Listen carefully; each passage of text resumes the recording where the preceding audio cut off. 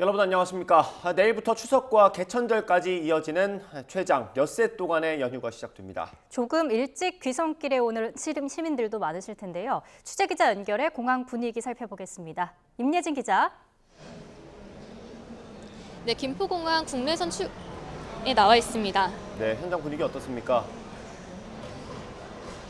네, 공식적인 연휴는 내일 시작되지만 일찌감치 고향을 찾거나 여행을 떠나는 사람들이 김포공항으로 몰려들고 있습니다. 아침까지만 해도 제 뒤로 보이는 탑승장에는 길게 줄이 늘어서 있었는데요. 지금은 다소 좀 줄어든 상황이긴 합니다. 탑승장에서는 빠른 수속을 위해서 무엇을 챙겨야 할지 안내하는 방송도 계속 나오고 있습니다. 특히 가족 단위 여행객들이 눈에 많이 띄고 있는데요. 손마다 여행 가방과 여러 꾸러미들을 들고 얼굴에는 설렘이 가득해 보입니다. 탑승객 이야기 직접 들어보시겠습니다. 추석 연휴 맞이해서 제주도 갈 거예요. 그동안 이제 가족 단위 여행은 많이 다녔었는데 엄마랑 같이 엄마 모시고 같이 여행하게 돼가지고 좀 설레고 기대도 많이 돼요. 친구들이랑 또 고향 분들도 많이 계셔서 보고 싶기도 하고, 네, 지금 남편은 고향에 계시고 오랜만에 가니까 형제들도 만나고 싶고 좀 기분이 즐겁죠. 항상 가서 본다는 게. 다음 달 2일이 임시공휴일로 지정되면서 올해 추석 연휴는 엿새 동안 이어지는데요. 연휴가 길어진 만큼 이동 인원도 늘어날 전망입니다. 한국공항공사는 이번 연휴 기간 김포와 제주 등 전국 공항 14곳에서 166만여 명이 여객기를 이용할 것으로 추산하는데요. 날짜별로는 김포공항과 김해공항은 연휴가 시작되는 내일 가장 붐빌 거로 예상되고 제주공항은 연휴 막바지인 다음 달 2일 이용객이 가장 많을 것으로 보입니다. 공사는 이에 대비해 오늘부터 연휴가 끝나는 다음 달 3일까지 특별 교통대책 홍보를 운영합니다. 혼잡 시간대에는 신분 확인 게이트와 보안 검색대에 평소보다 인력을 추가 배치하고 임시 주차장을 확보하는 등 혼잡을 해소하는 데 총력을 다할 계획인데요. 이용객이 몰리다 보면 탑승 수속을 받는데 평소보다 시간이 더 걸릴 수 있으니 여유 있게 공항에 도착하시는 게 좋겠습니다. 지금까지 김포공항에서 YTN 임혜진입니다. 민주당 이재명 대표의 구속영장이 법원에서 기각됐습니다. 영장 심사를 포함해 모두 16시간 넘게 숙고한 재판부는 각 혐의를 어떻게 판단했는지 비교적 자세하게 설명했습니다. 일부 혐의는 소명이 됐다고 봤고 또 다른 건 다툼의 여지가 있다고 보기도 했습니다. 이 대표가 증거를 없앨 우려를 단정하기 어렵다는 점도 기각 판단의 근거가 됐습니다. 김혜린 기자의 보도입니다. 구속영장 심사를 마치고 서울구치소에서 7시간 넘게 초조한 마음으로 대기했던 민주당 이재명 대표는 새벽비를 뚫고 지지자 환호를 받으며 구치소 밖으로 나왔습니다.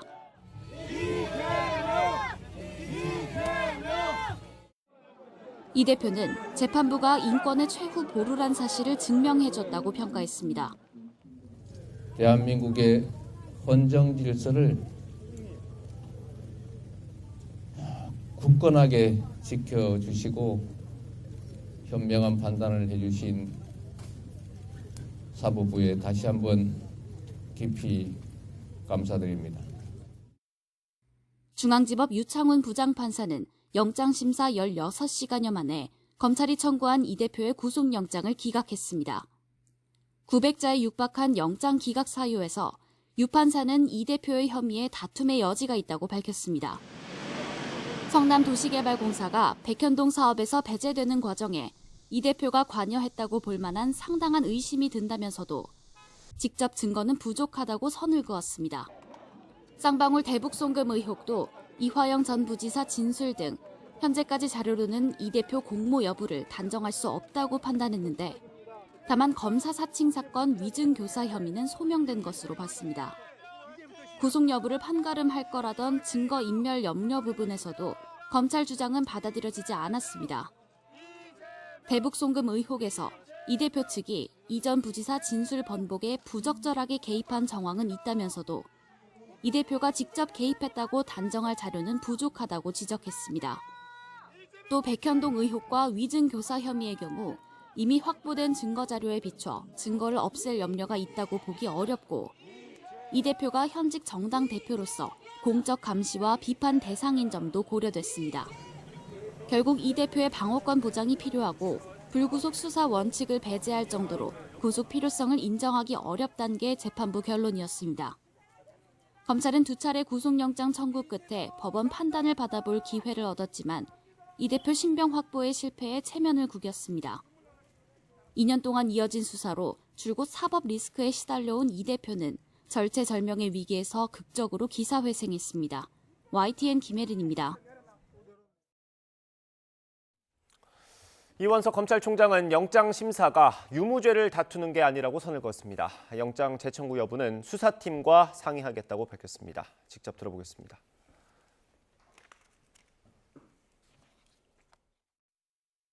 법원의 영장 재판 결정과 그 근거에 대해서는 검찰과 상당한 견해 차이가 있는 것으로 보입니다. 검찰은 지금까지 그렇게 해왔던 것처럼 앞으로도 오로지 증거와 법리에 따라서만 수사와 재판 그리고 사법 절차에 충실히 임하도록 할 생각입니다. 영장 재판은 죄가 있고 없고를 따지는 본안 재판이 아닙니다. 구속이 필요하느냐 하는 것을 판단하는 본안 재판 이전의 절차입니다. 아직 재판은 시작되지도 않았고 검찰에서 영장 기각 사유를 충분히 보고 또 범죄 혐의에 대해서 추가로 저희가 보강해서 수사할 부분을 잘 찾아서 범죄에 상응하는 합당한 처벌이 이루어지도록 최선을 다하겠습니다. 이재명 대표에 대해서 영장 재청구 방침도 세워지셨습니까? 이건 오늘 새벽에 결정이 난 것이니까 일선 수사팀과 충분하게 수사 상황과 앞으로 계획을 점검해서 다시 한번 살펴보도록 하겠습니다. 한동훈 법무부 장관도 법원이 영장을 기각했다고 해서 이재명 대표에게 죄가 없다고 판단한 건 아니라고 강조했습니다. 한 장관은 오늘 오전 출근길에 기자들과 만나 구속영장은 수사를 위한 중간 과정일 뿐이라며 이같이 말했습니다. 무리한 수사였다는 지적에는 이 대표 관련 사안으로 모두 21명이 구속됐다며 동의하는 국민이 얼마나 있을지 모르겠다고 반박했습니다. 더불어민주당은 이재명 대표 구속영장이 기각된 것과 관련해 윤 대통령의 사과와 한동훈 법무부 장관 파면을 촉구하며 총공세에 돌입했습니다. 반면 국민의힘은 법원의 결정이 혐의에 대한 면죄부나 검찰 수사 부당함의 근거가 될 수 없다며 이 대표의 사과와 대표직 사퇴 요구로 맞불을 놨습니다. 국회 취재기자 연결해 알아봅니다. 박광열 기자. 네, 국회입니다. 네, 민주당은 대여 공세 수위를 더 높이는 모양새죠. 네, 그렇습니다. 이재명 대표에 대한 법원의 영장 기각에 민주당은 공세 고삐를 더 조였습니다. 당 소속 의원 전체 이름으로 결의한 입장문을 통해 윤 대통령 사과와 한동훈 법무부 장관 파면을 촉구하며 정부와 검찰을 향한 비판 수위를 더 끌어올린 건데요. 직접 들어보시겠습니다. 윤석열 대통령은 이재명 대표 표적 수사와 무리한 구속 시도에 대해 사과해야 합니다. 또한 이번 수사를 사실상 지휘한 한동훈 법무부 장관을 즉각 파면해야 합니다. 윤석열 대통령은 네, 동시에 이 대여 강경 드라이브에도 속도를 냈습니다. 이 정부 규탄 문화재 등을 통한 여론전 돌입은 물론 장관 후보자 송곳 검증을 강조하며 치열한 공방을 예고했습니다. 이 친명계 원내사령탑 선출과 영장 기각으로 이재명 체제 강화 전망에 무게가 실리는 가운데 이 대표는 병원에서 휴식을 취하고 있습니다. 앞서 구치소를 나서면서는 상대를 없애는 전쟁이 아닌 누가 더 많은 역할을 할지 경쟁하는 진정한 의미의 정치로 되돌아가길 바란다고 정부 여당을 애둘러 비판하기도 했습니다.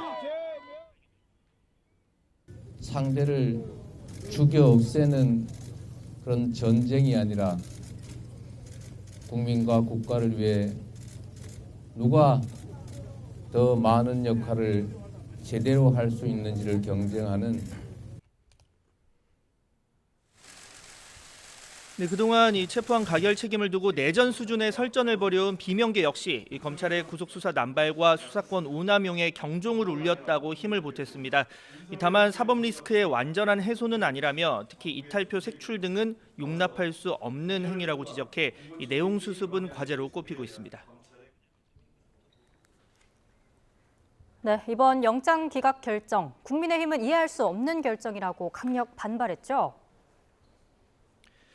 네, 밤사이 전해진 이 제1야당 대표 구속영장 기각 소식에 이 국민의힘은 예정됐던 추석맞이 귀성인사 일정을 전격 취소하고 의원총회를 열어 대응책을 모색했습니다. 이 민주당의 이 대통령 사과와 한동훈 장관 파면 촉구에 대해서는 이 정치 공세라고 강하게 규탄했습니다. 이 영장 기각이 범죄 사실에 대한 면죄부는 아니라며 이재명 대표 사과와 이 대표직 사퇴 요구로 역공에 나섰습니다. 들어보시죠. 범죄 사실 소명 부분에 대한 이재명 대표의 사과와 당대표 사퇴를 요구하기로 했습니다. 그리고 배신자 색출, 법원 압박 등 반민주주의 또 반헌법적 행동에 대한 사과를 요구합니다. 나아가 법원이 이재명 대표 강성 지지층인 이른바 개딸에 굴복했다고 비판의 수위를 더 높였습니다. 증거인멸 염려가 차고 넘치는데 기각이라는 결론을 정해놓고 결정한 것처럼 앞뒤 논리가 맞지 않는다고 의문을 제기한 겁니다. 김명수 체제가 만든 편향적 사법부의 반국민적, 반역사적, 반헌법적 결정이라고 날을 세우기도 했습니다. 권력의 유무로 구속 여부를 결정하는 유권 석방, 무권 구속이라고 하는 결과라고 하겠습니다. 네, 그러면서 민주당을 향해 대표 방탄을 위한 국정 발목 잡기와 입법 폭주부터 반성하라며 민생에 전념하길 바란다고 지적했습니다. 지금까지 국회에서 YTN 박광렬입니다. 가 149표, 가 149표 가결되었음을 선포합니다.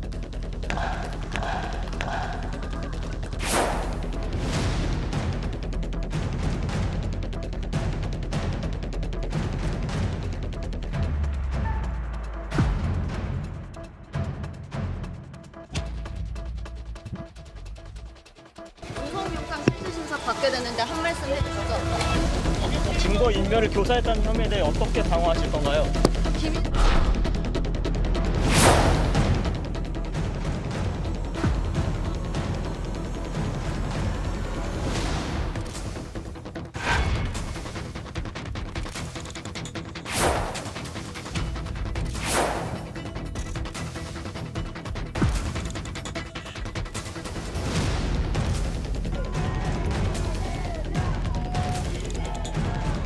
인권의 최고 보루라는 사실을 명확하게 우리 사법부에 깊은 감사의 말씀을 드립니다.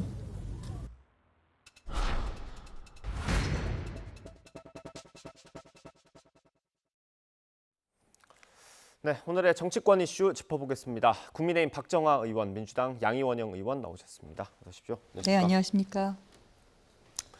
이재명 대표의 구속영장이 법원에서 기각됐습니다. 이례적으로 자세하게 설명을 했더라고요. 영장 전담 판사가 거의 900자 가까운 글을 이제 기자들에게 배포를 했습니다.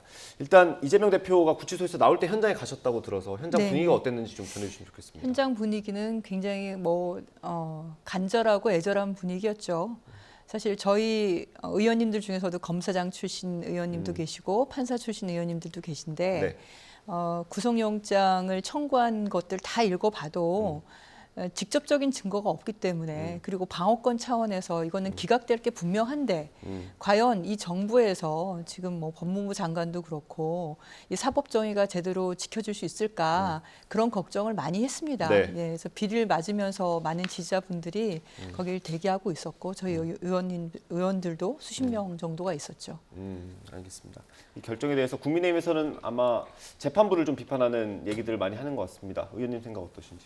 일단은 결과가 나왔으니까 수용을 해야겠죠. 수용을 해야겠지만은 쉽게 납득하기는 쉽지 않은 상황이고 지금 이제 오전에 민주당 쪽 반응이나 이런 거 보면 벌써 대통령의 사과나 장관의 그 인사 문제 이런 것까지 좀 나오고 마치 구속이 안 된 걸 가지고 최종적으로 대법원에서 무죄가 확정된 것처럼 얘기를 하고 있어요. 그래서 이런 혼돈을 또 야기한 이 영장실질심사가 결국에 이런 혼돈을 또 야기한 셈이 돼서 굉장히 유감스럽게 생각합니다. 그런데 이제 시작이라는 생각이 우선 들고요. 그다음에 이게 1심, 2심, 3심이 다 나올 때까지 우리나라 대한민국의 정치가 또 여전히 굉장히 혼란스럽게 가겠구나.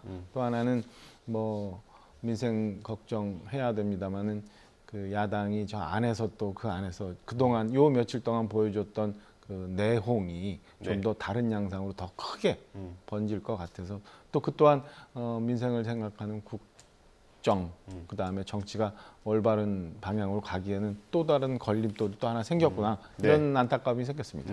알겠습니다. 결과가 나오고 나서 오늘 양당이 의원총회를 했고요. 민주당에서는 의원총회에서 어떤 결의 같은 게 있었던 것 같아요. 어떤 내용이었습니까? 네.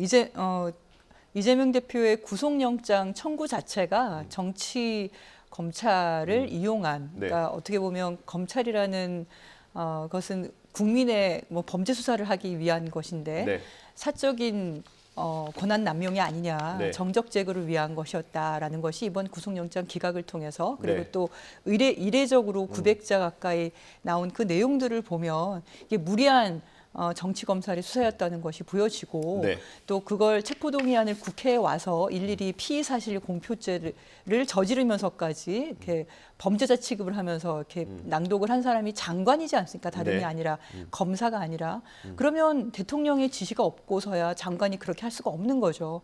그러니 저희는 윤석열 대통령의 사과를 요구한 거고 뭐 정치적 중립성 위반뿐만이 아니라 피의 사실 공표 그리고 그동안 문제가 됐던 시행령 본 법을 위반하는 시행령을 만든 걸로 고쳐서 이제 수사권을 다시 회복하는 그렇죠. 그 한두 가지가 아니었죠. 그렇게 한 장관을 파면을 해야 된다라는 게 저희가 요구였습니다. 근데 이런 얘기들을 드리면 아니 뭐 아까 말씀하신 것처럼 뭐 재판에서 무죄가 난 게 아닌데라고 말씀하시지 않습니까? 근데 국민 여러분 보시면 아시겠지만 400여 건의 압수수색이에요. 그리고 2년 가까운 수사였습니다. 수백 명의 검사와 수사관들이 투입된 것이었습니다. 도대체 어떤 범죄 혐의가 있길래 그랬던 겁니까? 근데 이 내용을 보시면 명확하게 나와 있어요. 직접 증거 자체는 부족하다. 그러니까 법리적 측면에서 반박하고 있는 피의자 방어권이 배척될 정도로 이른다고 단정하기 어렵다 이렇게 얘기한 거고 그리고 증거인멸의 염려가 없다고 얘기했고 부적절한 개입을 의심할 만한 정황들이 있다고 검사들이 주장을 하지만 단정할 만한 자료는 없다. 1,800쪽을 냈다고 하는데 직접적 증거가 하나도 없다는 거예요. 그러니까 소설이라고 이거 얘기하는 거죠. 1,800쪽짜리 소설을 그분들이 어떻게 보면 이 수사에 투입되지 않았으면 우리나라 지금 곳곳에 발생하고 있는 범죄인들을 잡아서 역할을 해야 될 그런 분들인데 어떻게 이 정적 제거용으로 이렇게 쓸 수가 있는지를 이 구속영장 기각 내용을 봐도 저희가 명확하게 볼 수 있지 않을까 생각합니다. 기각 사유에 대해서 해석을 해주셨습니다. 해석을 몇 해주셔야 될 것 같습니다. 그 기각 사유를 보면은 일단 위증 교사에 대해서는 인정이 된다는 거 아니에요? 위증 교사 소명이 된다. 했다는 거 아니에요? 그러니까 어떤 상황이건 간에 증거 인멸을 할 위험성이 있다는 거를 판사 스스로도 인정을 했는데 그 다음에 이제 얘기가 이상해져요.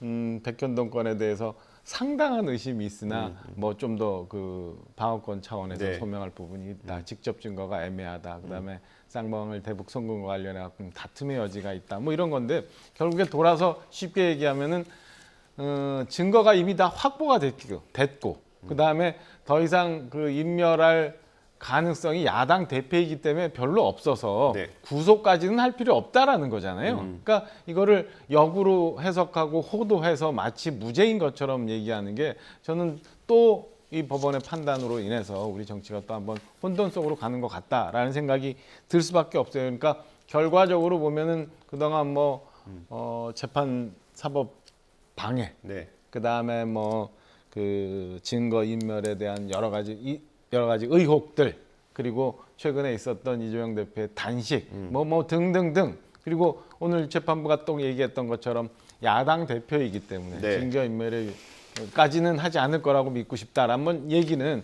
결국에는 지금까지 있었던 많은 것들이 결국엔 이런 방탄을 위해서 했었던 거고 지금까지는 이재명 대표가 최소한 구속되고 싶지 않다라는 전략은 성공했다라고 평가할 수 있어요. 그러면 앞으로는 재판이 계속 진행될 텐데 그 사이에 얼마나 많은 주의 주장이 있을 거고 이에 따라서 또 혼돈이 있을 건가. 제가 볼 때는 좀 아득한 생각이 좀 듭니다. 네, 알겠습니다. 저는 그 해석에 대해서 추가로 좀 말씀을 드리면 위증교사 혐의는 소명되는 것으로 보인다 이걸 가지고 주장을 하시는 것 같은데 네. 검찰이 그렇게 소명을 하고 있다는 얘기예요. 근데 그 소명에 직접적인 증거가 없다는 거죠. 1800조 그 전체를 다 봤을 때 직접적 증거 자체는 부족한 현 시점에서라고 얘기를 하는 겁니다. 증거 하나 내놓지 못하면서 어떻게 구속영장을 이렇게 남발할 수가 있습니까? 근데 그 제1야당의 대표에 대해서도 이렇게 함부로 하는데 일반 시민들에 대해서 만약에 검찰에 밑보였으면 도대체 어떻게 행동을 했을까? 그게 눈에 선이 보여서 이런 수사 권력, 기소 권력을 사유화시키는 이런 문제를 더 이상 일으키지 않기 위해서라도 우리가 검찰 개혁은 반드시 해야겠다는 게 이번 사건을 통해서도 우리가 알 수 있는 게 아닐까 생각이 듭니다. 의원님, 잠시만요. 이 기각 사유가 해석이 될 수 있는 부분이 있고 아닌 부분이 있는데 이걸 좀 제가 설명을 해드리는 게 좋을 것 같습니다. 일단 위증교사 혐의는 소명이 되는 것으로 보인다라고 명시가 돼 있습니다. 위증교사 혐의는 소명이 되는 걸로 보인다. 그리고 백현동 개발 사업의 경우에는 피의자의 지위, 관련 결제 문건, 관련자들 진술 등을 종합할 때 관여가 있었다고 볼 만한 상당한 의심이 들긴 하지만 직접 증거 자체는 부족하다라고 판단을 했고요. 그리고 대북송금 같은 경우는 피의자의 인식이나 공모 여부, 관여 정도 등에 관하여 다툼의 여지가 있다고 보인다. 그러니까 전체적으로 보면 세 가지 혐의가 있지 않았습니까? 위증교사 혐의는 일단 소명이 된다고 본 거고요. 백현동 개발 사건은 의심은 가지만 직접적인 증거가 없다. 그리고 대북송금 사건은 아직까지 다툼의 여지가 있어 보인다. 이 정도로 정리를 하면 될 것 같습니다. 아까 말씀하신 게 이제 위증교사 혐의는 사실은 뭐 해석할 여지는 거의 없는 부분인 것 같고요. 반박을 좀 해주시겠습니까? 아니 뭐 지금 그 말씀 주신 것처럼 그 대부분의 혐의에 대해서 재판부 자체도 지금 상당한 의심이 들고 그다음에 분명하게 위증교사가 있었다라는 거예요. 그리고 다만 야당 대표이기 때문에 증거를 인멸할 가능성이 높지 않아서 구속까지 할 필요는 없다. 불구속 상태에서 재판받는 게 맞다가 지금 재판부의 판단이거든요. 이걸 가지고 마치 무죄가 난 것처럼 호도하면서 검찰이 정치를 했다라고 몰아가는 거는 앞서 제가 말씀드린 것처럼 지금까지 봐왔던 이 혼란스러운 정치의 모습이 저는 당분간 이재명 대표가 또 이 민주당 내에서는 이제 친정 체계를 굳건히 할 테니까 이렇게 되면은 여야 간의 충돌이 또 여전히 계속될 거라는 말씀을 아까 드린 거고 이런 걱정이 사실은 우리 경제, 민생 이 어려운 판에 또 다시 들 것 같아서 제가 걱정스러웠던 말씀을 좀 보태서 드렸던 거예요. 네, 알겠습니다. 일단 야당에서는 한동훈 장관의 파면을 요구하고 있는데 한동훈 장관이 오늘 출근길에 기자들과 만나서 한 얘기가 있습니다. 영상이 준비되면 같이 들어보고 돌아오겠습니다.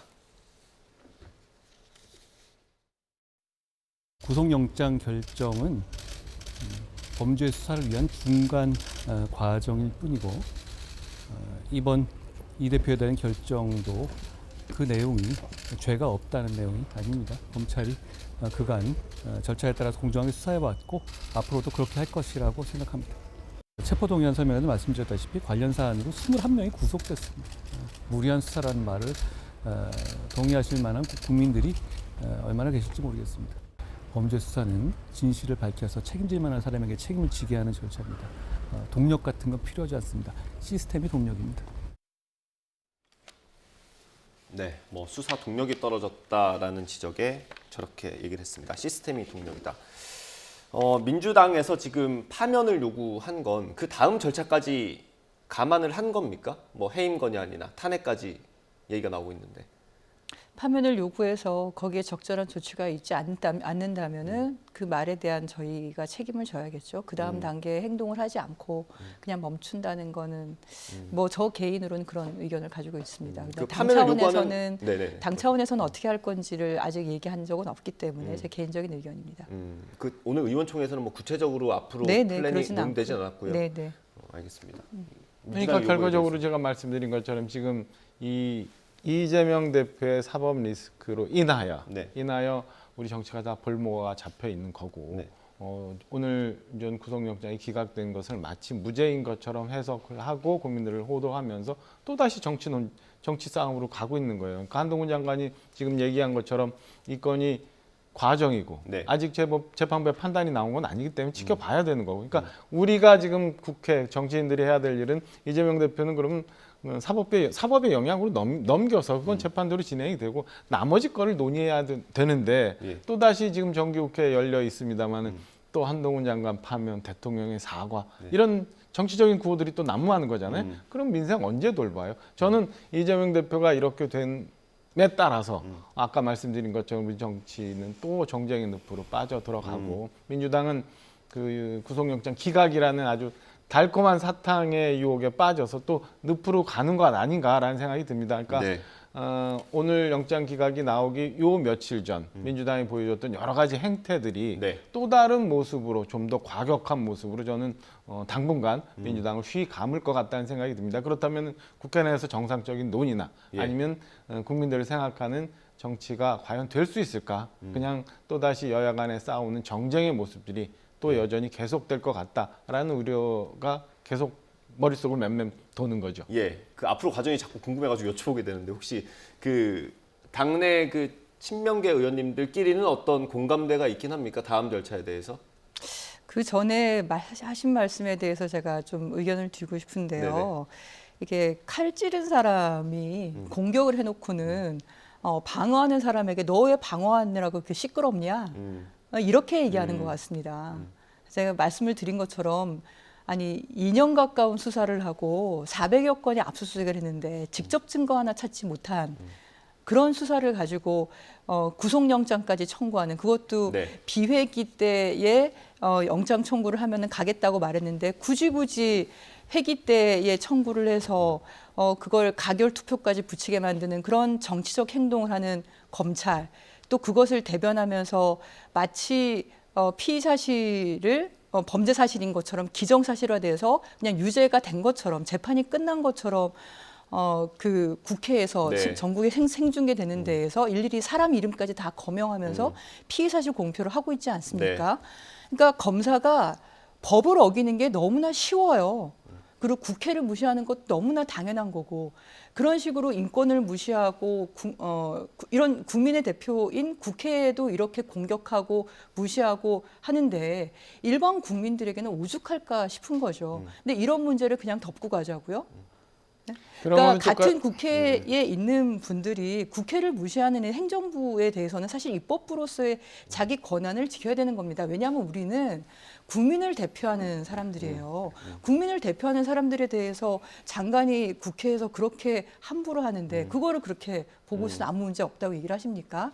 그리고 한동훈 장관에 대한 것은 뭐 저는 개인적으로 피의사실 공표에 대해서 고발도 해야 되고 탄핵거리도 된다고 생각을 하고요. 뿐만이 아니라 체포동의안을 설명을 하면서 그냥 객관적인 내용을 얘기하는 동의안을 설명하는 것이 아니라 민주당의 저희 당에 대해서 이렇게 훈수를 두고 정치적인 발언을 하지 않습니까? 그게 어떻게 행정부의 장관입니까? 그건 역시 장관으로서의 국무위원으로서의 그 정치적 중립성을 위반한 것이고 그리고 아까 제가 시행령 정치 말씀드린 것처럼 그래서 의원님들 사이에는 한동훈 장관은 이미 탄핵 사유가 차고 넘쳤다라고 얘기를 하고 있습니다. 알겠습니다. 이 정도로 정리를 한번 해볼 수 있을 것 같아요. 그 제1야당의 대표가 구속영장 실질심사를 받는 것 자체가 처음이고요. 그러면 정치사에 엄청난 사건 아니겠습니까? 이 정도의 카드를 던질 정도라면 뭔가 확실했어야 되는데 일단 재판부의 판단은 기각이었습니다. 그러면 장관으로서 정치적인 책임을 질 수 있는 거 아니냐 이런 비판이 있을 수 있을 것 같습니다. 본안 재판이 아니잖아요. 본안 재판이 아니기 때문에 저는 그걸 가지고 뭐 장관을 파면해야 된다라고 얘기하는 거는 아까 말씀드린 것처럼 지나친 정쟁화다라는 말씀을 드리고요. 우리 양희원 의원님이 몇 가지 말씀 주셨으니까 칼찌른 쪽에서 방어하는 쪽에 대해서 뭐라고 얘기한다는 거는 잘못된 인식이신 거예요. 네, 뭐 흉기라고 표현하는 게 더 적합할 것 같습니다. 흉기도 있지만 지금 이재명 대표가 안고 있는 혐의에 대한 수사 시작은 이 이전 정부에서 그때 논란이 됐고 그때 시작이 됐었던 거예요. 그러니까 그리고 지금 그 이재명 대표가 수사를 받고 있는 거는 검찰로부터 수사를 받고 있는 거지 국민의힘이라는 여당으로부터 받는 게 아니에요. 체포동의안도 행정부에서 넘어온 거지. 그러니까 칼찌른 세력이면서 정부 여당을 같이 묶어서 말씀하시는 거는 좀 잘못된 인식이라 좀 유감스럽다는 말씀을 드리고 앞서 그 400여 회의 압수수색은 제가 몇 번 말씀드렸지만 그 카드 막 썼잖아요. 법인카드. 법인카드 막 쓰다 보니까 100한 50군데 식당을 갔었다면서요. 그럼 당연히 그럼 숫자가 늘어날 수밖에. 네. 그걸 가지고 마치 엄청나게 수사를 한 것처럼 호도할 일은 아니다. 그리고 네. 2년여 동안 수사를 했다고 했는데 진작에 그렇게 당당했다면 미리 검찰 가서 수사를 좀 당당하게 받으시지. 우리 다 기억하잖아요. 2번의 검찰 수사 대표적인 거 보면 가서 5쪽짜리인가요? 진술서를 내고 네. 그다음에 나 그냥 6시에 나갈게 라고 하면서 검찰 수사에 사실은 협조 안 한 거잖아요. 네. 이번도 사실은 마찬가지예요. 그리고 이제 그러니까 그동안 검찰 수사에 적극적으로 당당하게 임했다면 지금 같은 상황은 안 왔을 거다라는 말씀드리고 네. 비회기에 청구를 하지라는 게 이제 연관된 얘기인데 비회기의 청구가 검찰 수사가 마무리가 되지 않았는데 당사자에 대해서 검찰 수사가 마무리가 되지 않았는데 비회기에 청구해라 라고 요구하는 것도 사법에서 진행되고 있는 시스템을 너무 야당에서 몰아가면서 주장하고 있는 것 아닌가라는 생각이 들어서 지금 말씀 주신 거에 대해서는 제가 볼 때는 또 너무 지나치게 민주당 쪽 입장에서만 말씀하시는 건 네. 아닌가라는 생각이 듭니다. 지금 그래서 이제 정리하실 여당과 부분. 대통령실이 분리되어 있으니까 지금 국민들 중에서는 그렇게 알고 있는 사람들은 없는 것 같고요. 네. 특히나 뭐 장관이 검사와 똑같이 행동하는 걸 보면서 도대체 장관인가 아니면 검사인가 거기가 재판부도 아닌데 그러니까 말씀하신 것처럼 재판이 열리지도 않았고 기소도 안 된 상태에서 국회에 와서 그렇게 피의사실 공표를 공공연하게 진행하는 걸 보면서 그걸 국민들이 다 봤다는 거죠. 그리고 검찰 수사권에 대해서는 저희가 계속 변호인들이 참석을 해서 얘기한 것이 네. 제시하는 증거가 하나도 없다는 거예요. 다 소설밖에 없는 거고 할 수 있는 얘기가 없다는 것을 그때도 얘기를 했던 겁니다. 그리고 단식 중이었기 때문에 또 이제 조정을 했던 것이지 그것을 수사를 제대로 받지 않았다 이렇게 말씀하시는 건 좀 적절하지 않은 네. 것 같고요. 게다가 비회기라고 얘기하는 거는 저희가 12월 9일이면 정기국회가 끝나기 때문에 그 이후에도 비회기 기간이 있다라고 여러 가지 옵션을 제안을 했던 겁니다. 그리고 검찰 수사 자체가 시간 끌기용이었고 망신주기였다. 실제로 조사한 내용이 자체가 거의 없다는 것이 또 밝혀지고 있지 않습니까? 알겠습니다. 예. 일단 이재명 대표의 혐의에 대한 건은 재판이 지금 진행 중이잖아요. 예. 공직선거법 관련해서는 재판이 진행 중이고 이제 대장동 관련해 갖고 연기가 됐습니다만 네. 이제 단식 이후에 건강이 회복이 되면 이제 진행이 될 거고. 그러니까 저는 그 판결 부분을 지켜보면 될 듯 싶어요. 그게 네. 이제 검찰이 무리한 수사였는지 아니면 정말 혐의가 있었는지에 대해서는 사법부에서 판단할 거니까 놔두고 제가 보면은 한동훈 장관이 당일날 했던 거에 대해서는 법무장관으로서 당연히 해야 되는 일이었다고 생각을 합니다. 체포동의안 설명. 그렇죠. 그거는 의장도 말씀하신 것처럼 체포동의안이 왜 필요한지에 대해서 의원들한테 설명을 해야 의원들이 본인이 선서했던 것처럼 양심에 따라서 의장님이 그렇게 말씀하진 않으셨어요. 말씀 듣고 네, 기회 네, 드릴게요. 네. 양심에 따라서 예. 투표를 할 수 있는 거잖아요. 가인지 부인지. 그러니까 그거에 대해서 설명을 해야 되는데 그날 보면은 굉장히 격앙됐던 부분이 이제 지금부터 증거에 대해서 말씀드리겠습니다라고 네. 하니까 민주당 의석에서 막 난리가 나서 결국에는 그 부분 읽지 못했어요. 서면으로만 제출했어요. 뭐가 이렇게 두려운 건지라는 생각이 저는 앉아 있으면 들더라고요. 그래서 애초에 아까 말씀드린 것처럼 좀 애초에 그럼 검찰 수사에 당당하게 임했다면 네. 그리고 진술조서 같은 거 쌓인 날인 안 하는 일도 있는 건지 저는 몰랐거든요. 네. 검찰 가서 조사받으면 당연히 날인하고 나오는 걸로 알았는데 날인도 안 하고 그냥 나온 이런 상황들이 있었기 때문에 오늘 같은 일이 있었고 그다음에 그런 부분을 마치 검찰이 무리하게 했다라고 해석하는 것 아닌가라고 저는 해석을 네. 합니다. 네. 알겠습니다. 우선 사실을 바로 잡자면요. 제가 바로 앞에 있었기 때문에 잘 알고 있습니다. 그 설명을 하겠다. 체포가 필요한 부분 설명하겠다는 건 한동훈 장관의 발언이었고 그 김진표 의장님께서는 이제 소란스럽게 하지 말자고 얘기한 것 이외에 피의사실 공표에 대해서 저희가 강력하게 항의를 하니까 피의사실 공표 부분이 문제가 될 수 있으니 줄여달라, 요약해달라라고 말씀을 하신 겁니다. 의장께서는 앞에서 그렇게 말씀하셨어요. 그리고 우리가 그러니까 장관으로서 해야 될 의무다. 그리고 우리가 그러니까 체포 동의안을 설명하는 것과 피의사실 공표라는 것은 다른 얘기입니다. 그래서 의장님께서는 피의사실 공표에 문제가 될 수 있으니 체포 동의안은 간단하게 그 필요성에 대한 요약만 하길 바란다고 말씀을 하셨고요. 네, 알겠습니다. 그리고 증거를 얘기를 하면서부터 중단된 것이 아니라 증거 얘기를 본격적으로 했고 사람 이름을 직접 거명을 했습니다. 지금 재판이 끝나서 그 사람이 범죄자인 것이 확실시 된 게 아닌 상태에서 사람 이름을 거명을 하면서 그렇게 공개적으로 하는 것은 분명히 피의사실 공표죄에 해당되는 것이고요. 그걸 법을 다루는 입법기관인 국회에서 그런 걸 무시해서는 안 되지 않겠습니까? 알겠습니다. 예, 그 정도 하고요. 일단 민주당에서는 한동훈 장관의 파면을 요구한 상태입니다. 그 다음 절차가 또 어떻게 될지 국회에서 한동안 또 시끄러워질 수 있을 것 같고요. 민주당 내 얘기를 좀 해보겠습니다. 또 비명 의원들의 목소리를 저희가 영상으로 준비했거든요. 준비가 될까요? 네, 정청래 최고위원 그리고 이원욱 의원의 라디오 인터뷰까지 들어보겠습니다. 검찰과 한통속이 되어 이재명 대표의 구속을 열망했던 민주당 가결파 의원들도 참회하고 속죄해야 할 것입니다. 당원과 지지자 국민들에게 피멍들게 했던 자해 행위에 대해 통렬한 반성과 사과를 요구합니다. 그리고 반드시 외상값은 계산해야 할 것입니다. 그것까지는 모르겠지만요. 예. 어쨌든 이번에 가결한 의원들 덕분에 민주당은 방탄 프레임에서 벗어날 수 있었습니다. 그죠? 그러면 그 방탄 프레임에서 만약에 벗어나지 못했다면은 이게 뭐 계속해서 내년 총선까지 끝까지 물고 늘어질 문제인데 그거에서 벗어나게 하는데 아주 공이 크거든요. 오히려 저는 그 가결파 의원들 중에서 일부 뭐 이제 밝혀진 의원들이 몇 분 계시는 것 같은데, 그런데 그분들에 대해서는 표창을 줘야 될 문제라고 생각합니다. 이 얘기를 좀 해보겠습니다. 정청래 최고위원은 외상값을 계산해야 된다고 하는데 어떻습니까? 갚아야 됩니까? 네. 최고위에서 입장을 낼 때 그 가결 행위는 해당 행위다라고 단정을 했기 때문에 거기에 맞는 어떤 조치는 필요하겠죠. 그렇다고 해서 누가 가결을 했냐 이렇게 색출하는 그런 것은 저는 적절하지 않다고 생각합니다. 실제로 본인이 적극적으로 이제 의견 내지 않는 이상, 근데 그걸 적극적으로 의견을 내시고 입장을 밝히신 분들에 대해서는 어떻게 할 건지는 얘기를 해봐야 될 것 같고요.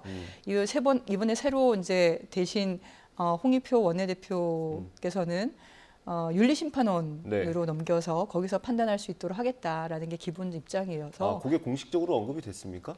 언급이 아마 되지 의원총회에서 않았나요? 그런 얘기를 했나 보네요. 그럼 윤리심판원에 맡기겠다. 그러면 이게 윤리심판원 절차가 국민의힘 같은 경우는 그 윤리위가 가동이 되면 일단 징계를 하도록 돼 있잖아요. 민주당도 비슷한가요? 어떻습니까? 거기는 상황에 따라 다를 거라고 생각합니다. 네. 알겠습니다. 정치적 책임은 져야 되는 게 아니냐라는 정치적 얘기를 하고 있습니다. 그 정치적 책임의 수위나 그 내용에 대해서는 얘기가 되겠죠. 어떤 식으로 의원님도 그 정도는 필요하다고 보시는 거고요. 네, 그렇죠. 뭐 색출하고 이렇게 가는 거는 맞지 않다고 생각하고요. 하지만 드러나고 스스로가 그렇게 말씀하시는 분들 같은 경우는 우리가 어쨌든 해당 행위라고 단정을 하지 않았으면 모를까. 해당 행위라고 최고위 차원에서 단정을 하지 않았습니까? 입장문을 발표를 했기 때문에 거기에 해당하는 어쨌든 뭔가의 조치는 해야 되지 않을까라고 생각을 합니다. 근데 그 가결표를 던졌다고 선언한 사람과 선언하지 않은 사람의 차이는 선언함으로써 내가 정치적 이득을 보겠다는 의도가 있었다고 보시는 겁니까? 그거는 알 수가 없는 거죠. 예. 그 뭐 아주 세부적인 여러 얘기들이 많이 있긴 한데 여기서 다 말씀드리기는 좀 그렇고요. 어쨌든 저희가 그 전에 의총을 여러 차례 열면서 이게 가결로 가게 되면 우리가 이제 불체포 특권을 포기하겠다고 말한 것은 아까도 설명드린 것처럼 비회기 기간, 그러니까 불체포 특권을 계속 유지하기 위해서 회기를 계속 늘리는 작업을 하지 않겠다라는 설명이었고 또 가결이 되면 그 자체가 당에 분란이 온다는 것을 모두가 동의하는 상황이었어요. 그런 상황에서 가결의 필요성을 얘기한 것도 아니었는데 그런데 이제 따로 이렇게 진행을 하신 거고, 그리고 원내대표나 최고위나 모두 다 이걸 우리가 당론으로 하진 않지만 어쨌든 투쟁 결의대회도 하고 그렇게 결의를 다 했던 거거든요. 부결을 하겠다고.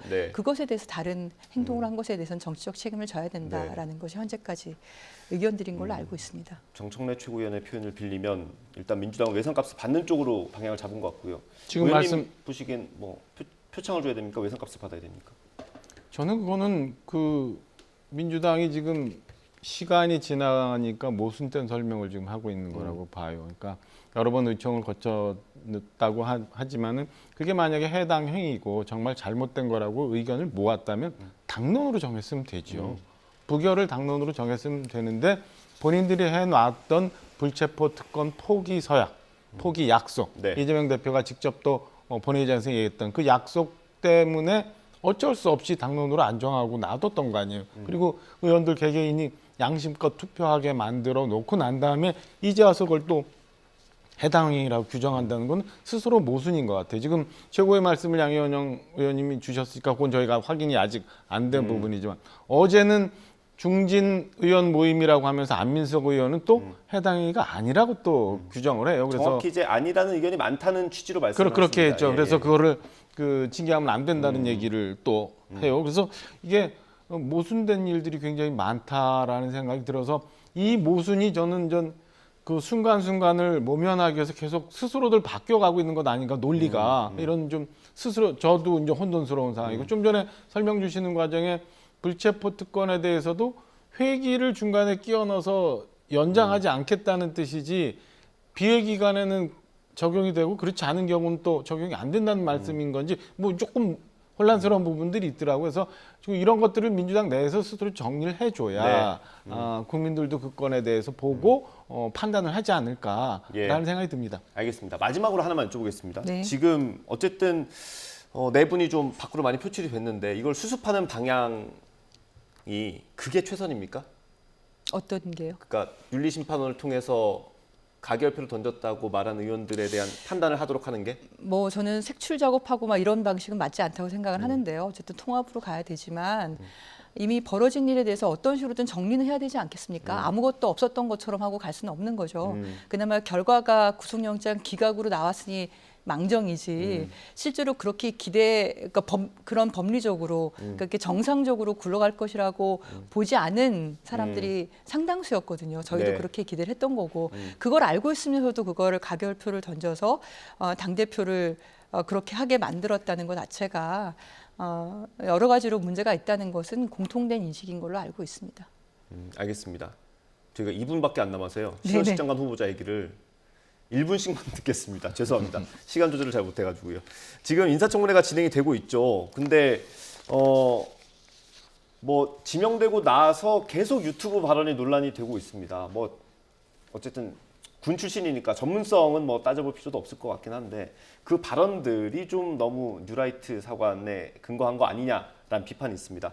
한 30-40초 정도 부탁드리겠습니다. 일단은 그 건에 대해서는 그 후보자가 여러 번 얘기를 좀 한 것 같아요. 제가 아는 것만 해도 뭐 야인 시절에 과한 표현이라 유감스럽다라는 얘기고 절대 쿠데타를 옹호하는 게 아니다. 그리고 품격 떨어지는 말을 한 데 대해서 사과를 한다. 그다음에 앞으로 좀 더 신중하겠다. 제가 볼 때는 과거에 있었던 일들은 누구든지 말실수를 하는 게 있을 수 있는데 그 인식을 그대로 유지하느냐 안 하느냐가 이제 판단의 근거잖아요. 저는 후보자가 이미 이 건에 대해서 이제 사과의 유감 표명을 했기 때문에 본인이 갖고 있는 국방부 장관 후보자로서의 전문성을 청문회에서 검증을 해보고 그 건에 대해서 우리 청문위원들이 판단하면 되는 거지 언제까지나 과거에 있었던 일들을 본인이 유감 표명하고 사과를 하는데도 문제를 삼는 거는 좀 지나친 것 아닌가라는 생각이 듭니다. 네, 마찬가지로 짧게 좀 부탁드리겠습니다. 네, 다른 분이었다면 이제 말 실수는 누구나 할 수 있죠. 네, 근데 국방부 장관입니다. 실제로 본인이 쿠데타를 할 수 있는 권한을 가진 사람이에요. 근데 쿠데타에 대해서 그런 인식을 가진 사람을 국방부 장관을 앉히는 게 맞겠습니까? 지금 당장의 장관 자리를 가기 위해서 그 말을 뒤집은 거라고 아니면 뒤집은 것인지 실제로 그런 생각을 하고 있는 것인지 뭐 부지불식간에 또는 공개적인 발언에서 이렇게 얘기를 한 건데 그걸 그렇게 사과한다고 없던 일처럼 될까요? 저는 국민의힘에서는 대체적으로 과거나 역사에 대해서 인정하지 않거나 아니면 이렇게 지우는 거나 이걸 너무 쉽게 하시는 것 같아요. 근데 국방부 장관 정도 되는 분이라면 다른 분도 아니고 그러면 이런 발언들은 굉장히 심각한 게 아닌가 생각이 들고요. 또 특히나 일본 식민지에 대해서 네. 또 뭐 대한제국이 그냥 존속했다고 해서 우리가 일제보다 행복했다고 확신할 수 있느냐. 일제 시대를 어떻게 보면 찬양하는 그런 네. 식의 발언이라든지 홍범도 장군에 대해서도 그렇게 처음으로 사실 그때는 해방이 되기 전에 돌아가신 분인데 네. 그거를 좌우의 색깔론으로 이렇게 입힌다든지 이런 분이 저는 국무위원으로서 과연 자격이 있는 건지 저는 의심스럽습니다. 알겠습니다. 오늘 인사청문회가 진행이 되고 있고요. 아마 그 자리에서 발언들에 대해서 하나하나 다 해명을 할 걸로 보입니다. 일단 오전 상황으로는 사과를 여러 차례 한 걸로 확인을 했습니다. 지켜보도록 하죠. 오늘 말씀 여기까지 듣겠습니다. 국민의힘 박정아 의원, 민주당 양이원영 의원과 함께했습니다. 수고하셨습니다. 네, 감사합니다.